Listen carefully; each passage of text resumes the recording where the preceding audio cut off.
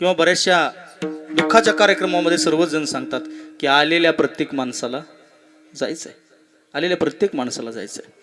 नवे नवे माणसं म्हणतात की तो सायंकाळचा जर त्या गाडीनं नसता गेला तर त्याचा जीव वाचला असता, तो फिरायला नसता गेला तर त्याचा जीव वाचला असता, लवकर दवाखान्यात नेला असतं तर त्याचा जीव वाचला असता. आता तुमच्या सगळ्यांच्या पायाला हात लावून माने महाराज एक वाक्य सांगतो, माणसानं जावं कुठं म्हणजे मरण त्याचा पाठलाग सोडेल. घरामध्ये जेवत असला, कुणाच्या आद्यात नाही माद्यात नाही काय नाही, अटॅक येतोय माणूस जातोय. देवदर्शनाला गेला मामा तर टेम्पो पलटी होतोय, तीर्थयात्रेला गेलं टेम्पो पलटी होतोय, तिथं जाता येते.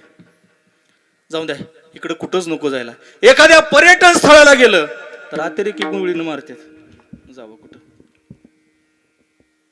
ते सोडून जर क्रिकेटची मॅच बघायला गेलं तर तिथं चेंगरी होती, तिथं मरते. आणि कोणीच नाही काय केलं तर मानसिक ताणतणाव येतून स्वतःचा फास लावून स्वतःचं आयुष्य संपवतोय.